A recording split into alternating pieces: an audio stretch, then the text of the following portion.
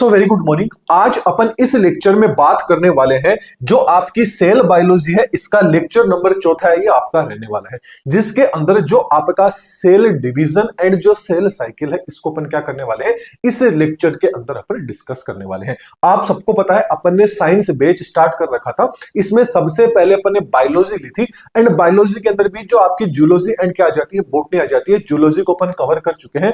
जो आपकी बोटनी है, ये बोटनी अपन ने स्टार्ट कर दिया है। बोटनी के अंदर आपका जो सेल बायोलॉजी है, इस सेल बायोलॉजी का आपका कौन सा है, चौथा लेक्चर आज ये रहने वाला है। अब देखिए, काफी लोग कह रहे थे कि सर जो आपने टेस्ट सीरीज बना रखी है, जो नोट्स बना रखे हैं वो नोट्स नहीं मिल रहे हैं, तो इसके लिए सिंपली क्या करना है, आपको प्ले स्टोर के ऊपर जाना है। देखिए, इससे पहले मैं आपको एक चीज और बता दूं कि अपन ने नया यूट्यूब चैनल है, वो नया यूट्यूब चैनल बनाया है Dadhich group of education competitive exam.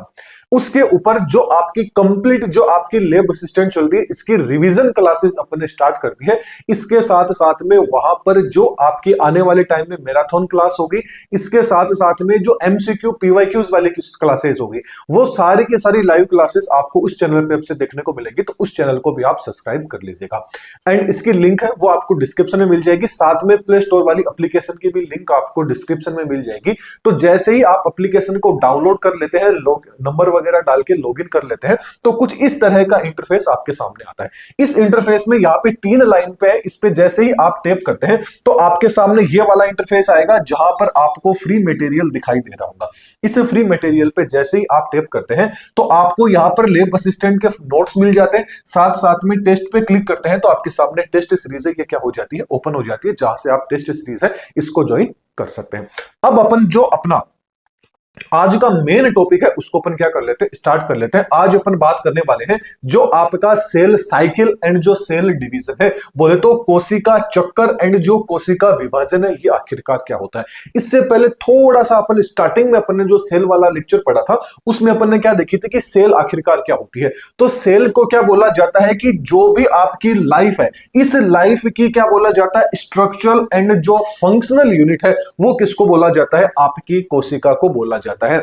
अब चाहे कितना भी बड़ा ऑर्गेनिज्म क्यों ना हो, एक छोटे से अमीबा से लेके एक बड़े से बड़े डायनासोर हाथी तक लेके चले जाइए, वो उन सबका जो निर्माण है, डेवलपमेंट है, वो एक सिंगल सेल से हुआ है। मतलब अगली लाइन क्या बोल रही है कि जितने भी आपके लिविंग ऑर्गेनिज्म है, इन सब की जो लाइफ है, ये लाइफ स्टार्ट किससे हुई है, एक सिंगल सेल से हुई है।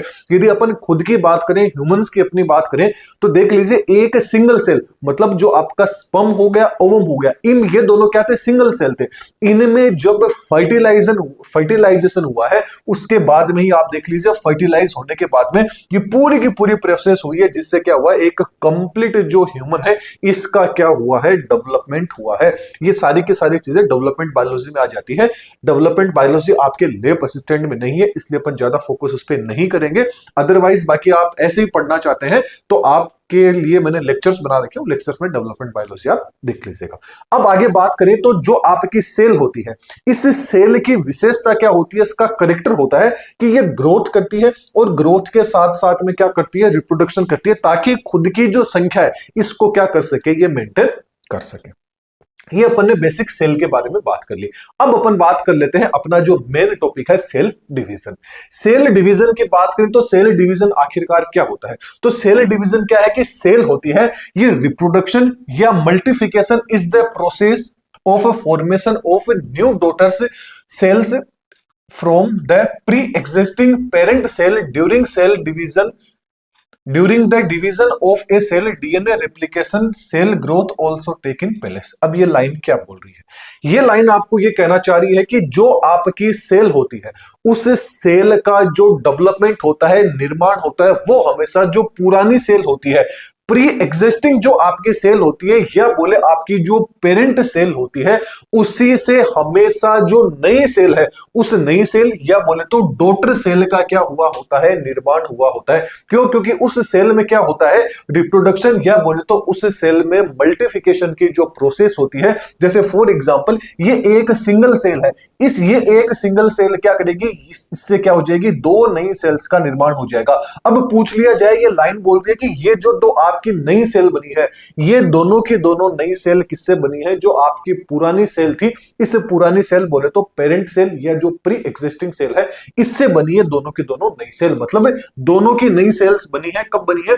जब पुरानी सेल के अंदर क्या हुआ है? मल्टीप्लिकेशन की प्रोसेस, या अपन बोले तो इनमें रिप्रोडक्शन की प्रोसेस हुई है, जिसके कारण एक सेल से क्या है? दो सेल आपकी बनी है। यही क्या है? आपकी सेल डिवीजन है।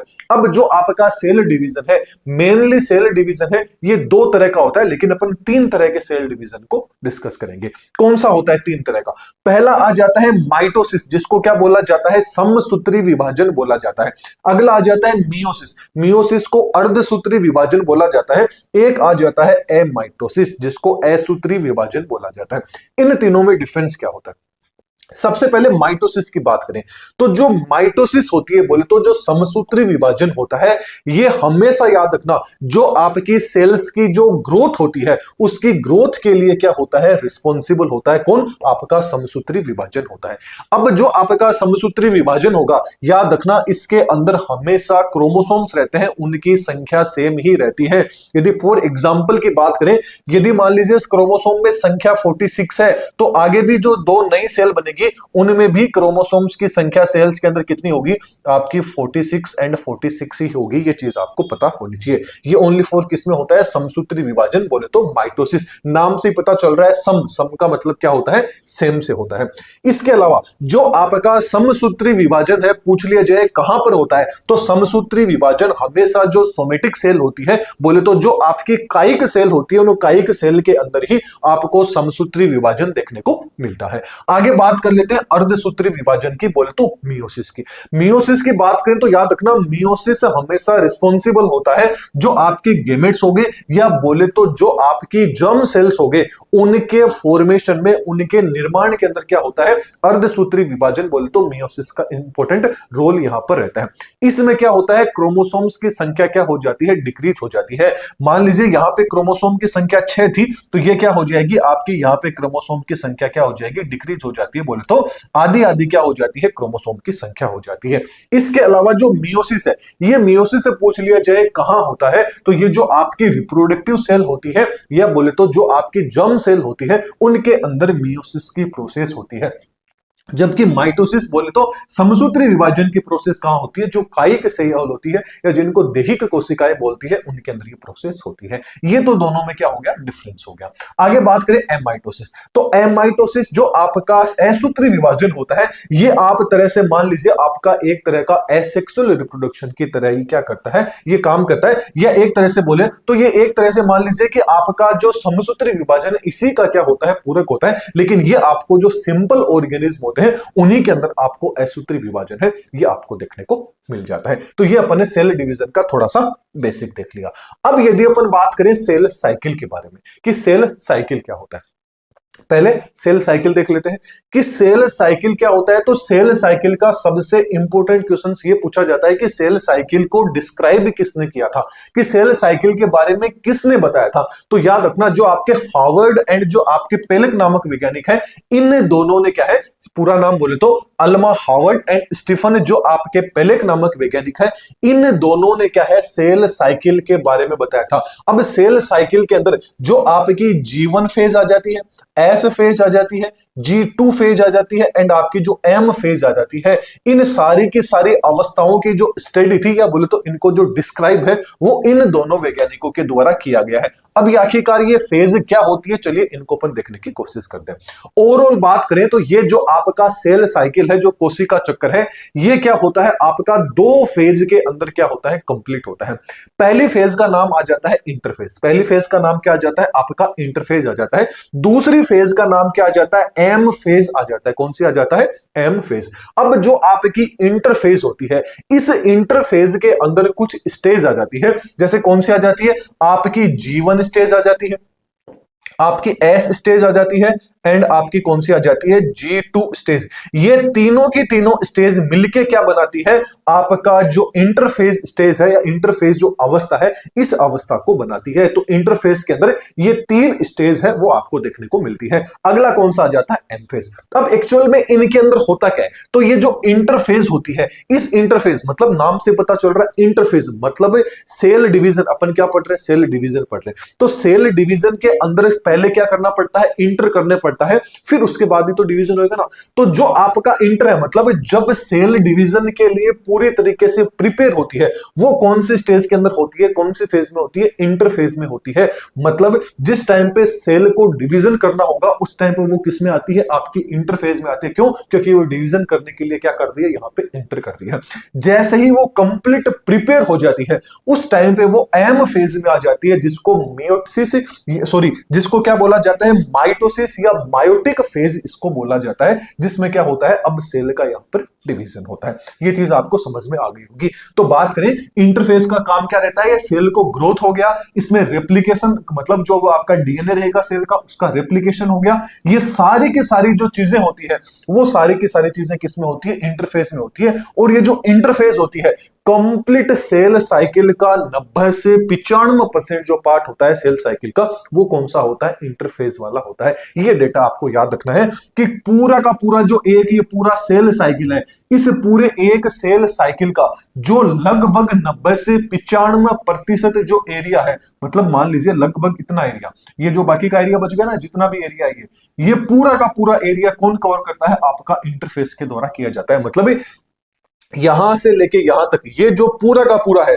ये पूरा का पूरा कौन सा हो जाता है, आपका इंटरफेज वाला एरिया हो जाता है। एंड ये जो अब बच गया ये आपका कौन सा हो जाता है, एम फेज आपकी हो जाती है। चलिए अब इनको अच्छे से देखेंगे। इससे पहले कुछ जो डेटा है, इस थोड़े से डेटा को याद रखिएगा, ये एग्जाम में डायरेक्ट डेटा पूछ लिया जाता है।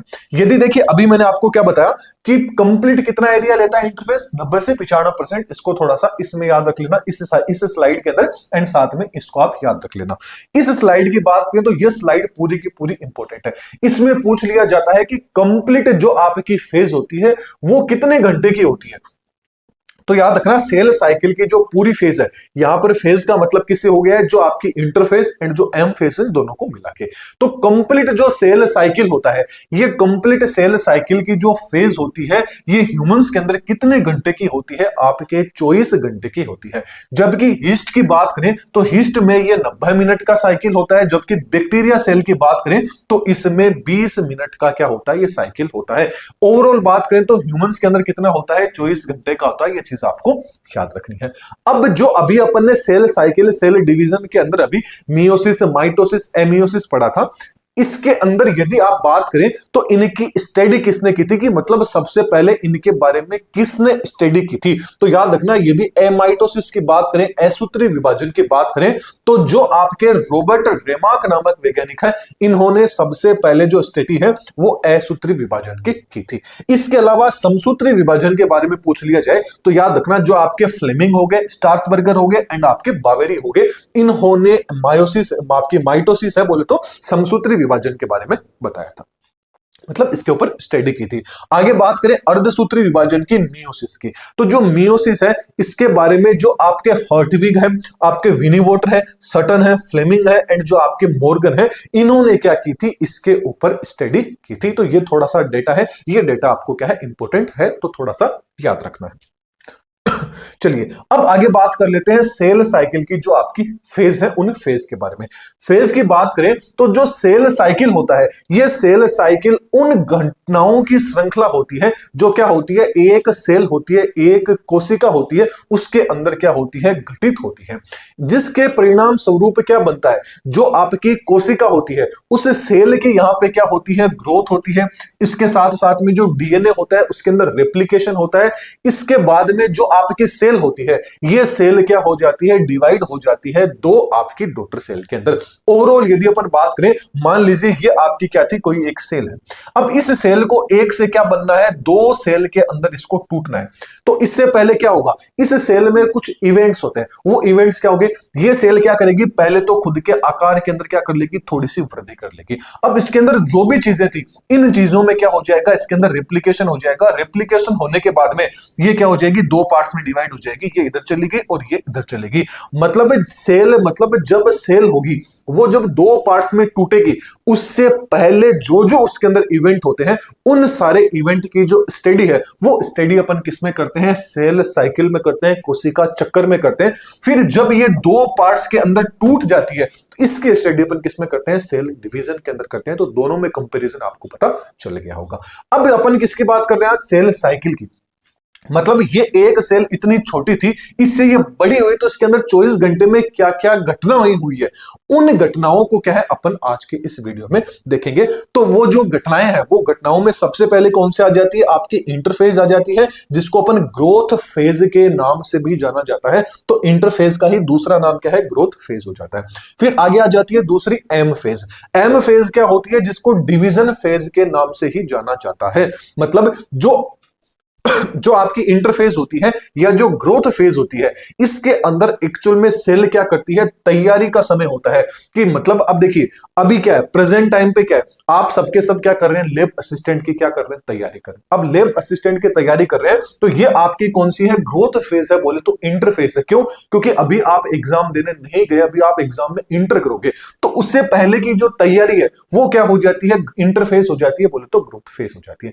फिर आ जाती है आपकी एम फेज। एम का मतलब हो गया मेन, जो आपका एग्जाम रहेगा उस दिन आप जाके जो भी तैयारी जो भी आपने किया उसका जो भी रिजल्ट रहेगा, मतलब उस टाइम पे क्या हो जाएगा, डिवीजन का जो समय रहता है, मतलब अब जो रिजल्ट का समय रहता है, जो भी लिखने का समय रहता है, वो कौन सा रहता है, आपका एम फेज वाला रहता है। आई थिंक ये चीज आपको क्लियर हो गई होगी। चलिए आगे बात कर लेते हैं हम सबसे पहले इंटरफेस की, जिसको क्या बोला जाता है, ग्रोथ फेज भी बोला जाता है। इसके साथ साथ में याद रखना, जो आपकी इंटरफेस है इसको रेस्टिंग फेज के नाम से भी जाना जाता है। अब क्वेश्चन आ जाता है कि भाई इसको रेस्टिंग फेज के नाम से क्यों जाना जाता है। तो एक चीज आप याद रखिएगा कि इसको रेस्टिंग फेज है वो इसलिए मानते हैं क्योंकि जो आपके पुराने वैज्ञानिक थे, उन पुराने वैज्ञानिकों ने क्या है, इस सेल को देखा। जब उन्होंने इस सेल को देखा तो उस टाइम पे सेल थी, उसके अंदर किसी भी टाइम का मतलब किसी भी समय उसके अंदर डिवीजन नहीं हो रहा था। तो सेल ने क्या बता दिया, उन लोगों ने क्या बता दिया कि ये सेल तो आपकी क्या चली गई है, रेस्टिंग अवस्था में चली गई, इसमें तो किसी भी प्रकार की कोई भी चेंजिंग नहीं है।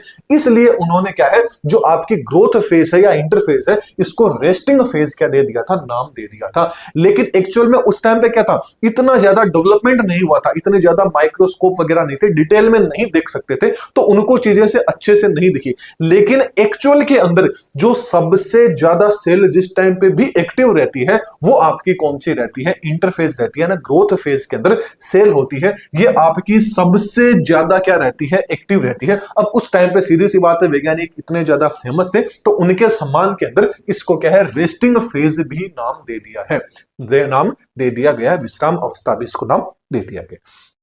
इसके अलावा बात करें तो याद रखना कि पूछ लिया जाए कि जो आपकी लॉन्गेस्ट फेज कौन सा होता है सेल साइकिल का, तो सेल साइकिल का जो लॉन्गेस्ट फेज होता है वो आपका इंटरफेज होता है, या बोले तो ग्रोथ फेज होता है। वेरी इंपॉर्टेंट है, इसको अच्छे से देखिएगा, ये क्वेश्चन एग्जाम में आ सकता है।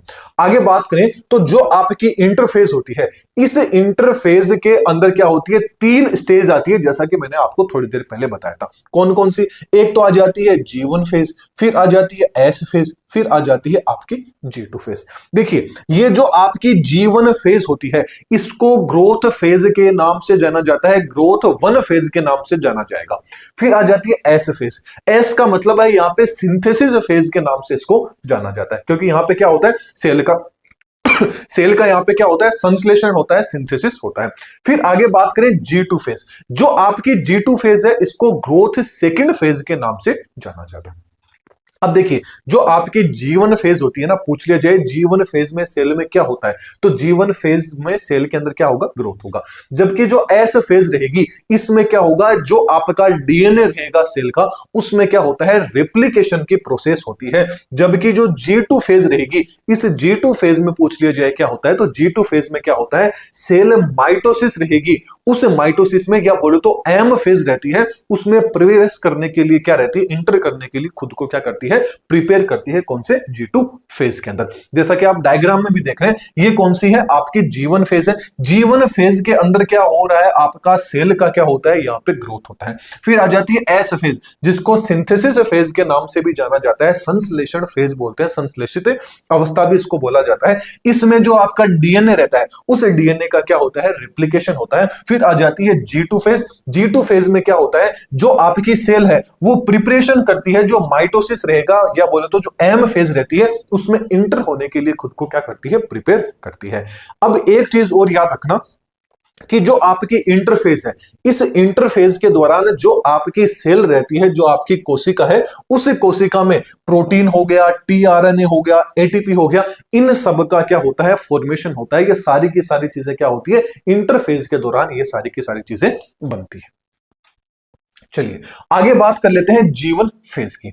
अब जो आपकी स्टेज थी, उन स्टेज में मतलब इंटरफेस की जो आपकी 3 स्टेज थी, कौन सी थी, G1, एस एंड आपकी G2। इन तीनों को थोड़ा सा अपन देख लेते हैं।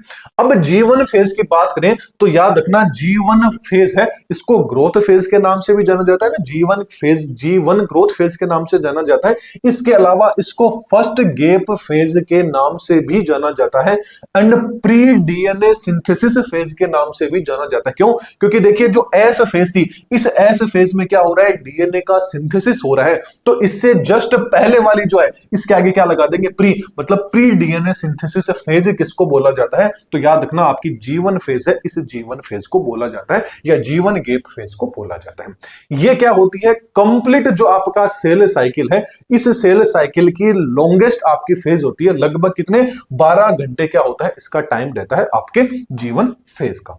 फिर आगे बात करें कि कभी कभी क्या होता है, जो आपकी जीवन सेल होती है, ये जीवन सेल में क्या होता है, सेल डिवीजन की जो प्रोसेस है वो क्या हो जाती है, कभी कभी स्टॉप हो जाती है, कभी कभी रुक जाती है। उस कंडीशन में क्या बोला जाता है, इसको G0 स्टेज बोला जाता है, या बोले तो क्विसेंट आपकी स्टेज है, वो स्टेज इसको बोला जाता है। बोले तो G0 अवस्था, अक्रिय अवस्था बोल दीजिए, या क्विसेंट स्टेज आप इसको बोल सकते हैं। मतलब कभी कभी मान लीजिए आप लोग भी स्टडी कर रहे हैं, पढ़ते पढ़ते आप लोग भी थक गए, तो क्या सोचते हैं कि 5-10 मिनट थोड़ा सा माइंड को क्या कर लेते हैं, रिलैक्स कर लेते हैं। मतलब जिस टाइम पे आपका अच्छे से दिमाग में पढ़ाई में टाइम जा रहा था, फिर अचानक से एक नोटिफिकेशन आती है और वो नोटिफिकेशन 5 मिनट के लिए आपको क्या कर देती है, डिस्टर्ब कर देती है। वो जो 5 मिनट का आपका समय है, वो समय ही कौन सा होता है, G0 वाला होता है। कि मतलब आपका जो सेल डिवीजन होना था, आपके अंदर संश्लेषण की प्रोसेस चल रही थी, लेकिन अचानक से कोई नोटिफिकेशन आ गई, अचानक से कुछ हो गया कि 5 मिनट बाद पढ़ेंगे, वो जो 5 मिनट का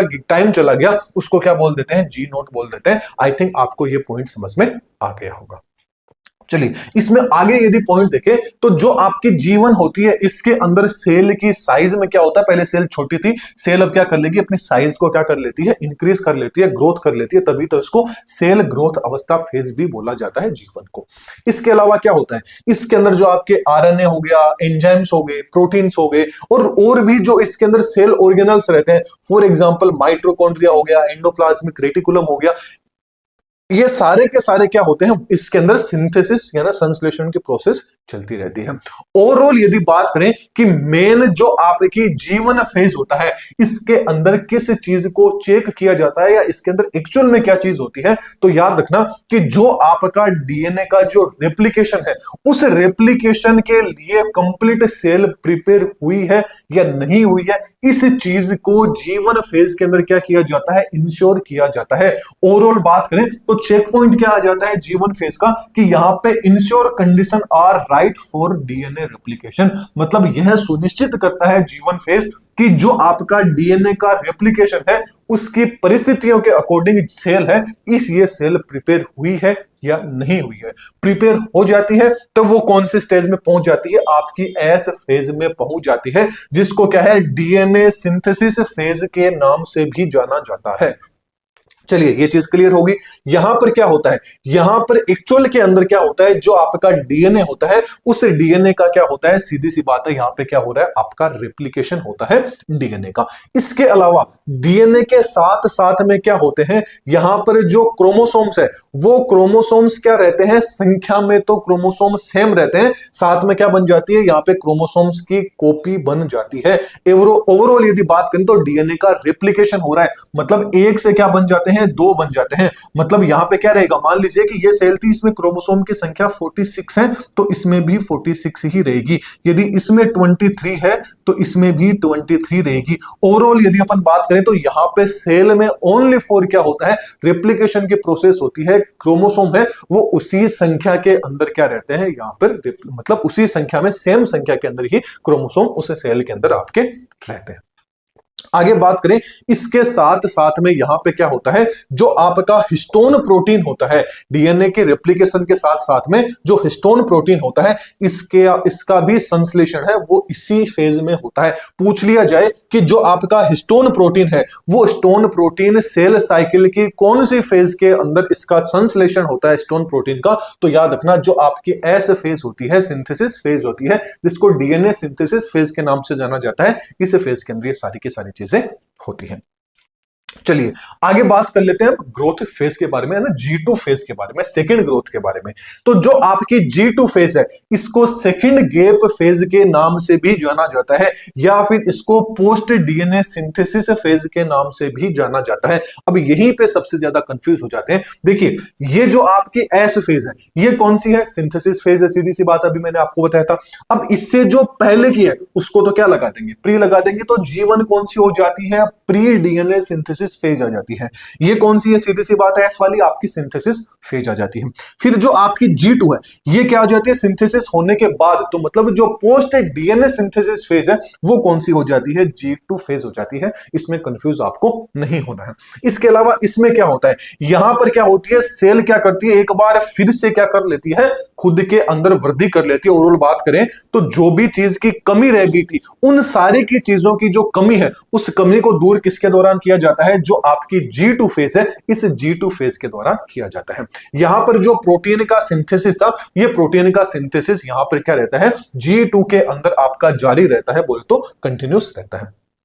इसके अलावा यहां पर क्या होता है, जो आपकी सेल थी, ये सेल जो आपका समसूत्री विभाजन है, बोले तो जो आपका माइटोसिस है, इस माइटोसिस के लिए प्रिपेयर होती है। तो पूछ लिया जाए कि माइटोसिस के लिए सेल साइकिल के कौन सी फेज के अंदर सेल होती है, ये खुद को प्रिपेयर रखती है, तो याद रखना वो आपकी कौन सी है, G2 फेज रहता है। इसके अंदर क्या होता है, जो आपके स्पिंडल है, इन स्पिंडल का फॉर्मेशन होता है, साथ में जो एनर्जी है वो एनर्जी क्या होती है, यहां पर स्टोर होती है। अब ये स्पिंडल का फॉर्मेशन कैसे होता है, कैसे नहीं होता है, ये सारी की सारी चीजें जिस टाइम पे अपन सेल डिवीजन पढ़ेंगे, मियोसिस माइटोसिस पढ़ेंगे, तब आपको चीजें और अच्छे से समझ में आपको यहां पर आ जाएगी। लास्ट एंड फाइनल कौन सी आ जाती है, अब आपकी एम फेज आ जाती है, जिसको क्या बोला जाता है, माइटोटिक, या इसको डिवीजन फेज के नाम से भी जाना जाता है।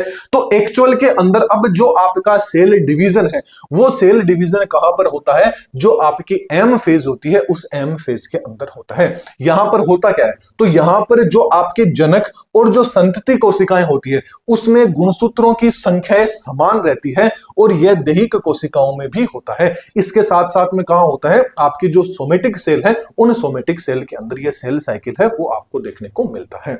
मतलब ये जो आपका एम फेज है यानी मायोटिक है, बोले तो समसूत्री विभाजन है, ये आपको किन में देखने को मिलता है, जो आपकी सोमेटिक सेल होती है यानी जो दैहिक कोशिकाएं होती हैं उनके अंदर जो मायोटिक डिवीजन है ये देखने को मिलता है, यानी जो माइटोसिस है वो यहां देखने को मिलता है। मियोसिस होता है, वो मियोसिस की प्रोसेस आपको कहां देखने को मिलेगी, जो आपकी जर्म सेल्स होती है, रिप्रोडक्टिव सेल होती है, वहां पर आपको मियोसिस देखने को मिलता है। तो ओवरऑल आपको माइटोसिस कहां देखने को मिलेगा, जो आपकी सोमेटिक सेल होती है उनके अंदर।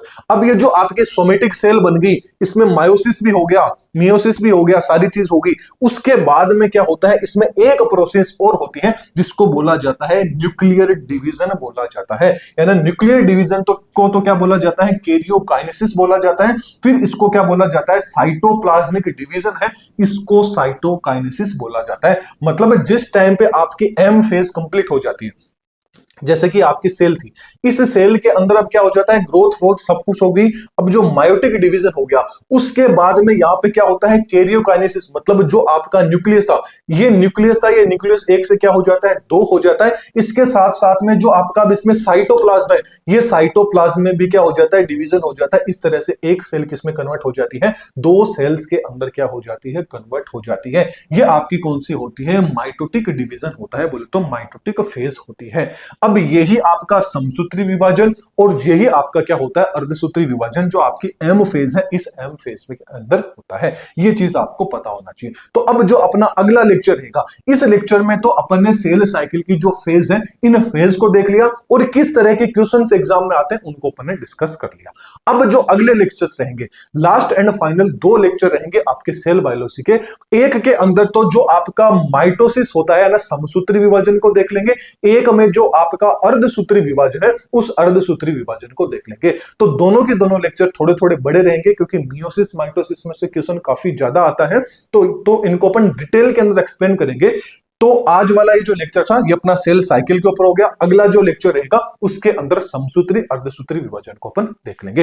ये अपना प्ले स्टोर के ऊपर एप्लीकेशन है, तो एक बार एप्लीकेशन को विजिट है वो जरूर कीजिएगा, लिंक डिस्क्रिप्शन में दे रखा है। इसके साथ साथ में डिस्क्रिप्शन बॉक्स में आपको नए चैनल की लिंक भी मिल जाएगी, तो उस चैनल को भी सबके सब आप सब्सक्राइब कर लीजिएगा। इसके अलावा ये अदर सोशल मीडिया से, इनके ऊपर भी आप फॉलो करना चाहे तो कर सकते हैं। इसके अलावा कोई भी आपको डाउट रहता है तो कमेंट सेक्शन में पूछ सकते हैं। वीडियो पसंद आए तो वीडियो को लाइक कीजिएगा, चैनल पे नए तो चैनल को सब्सक्राइब कीजिएगा एंड वीडियो को ज्यादा से ज्यादा लोगों को शेयर कीजिएगा। तो चलिए फिर अगले लेक्चर में फिर मिलते हैं। Thank you.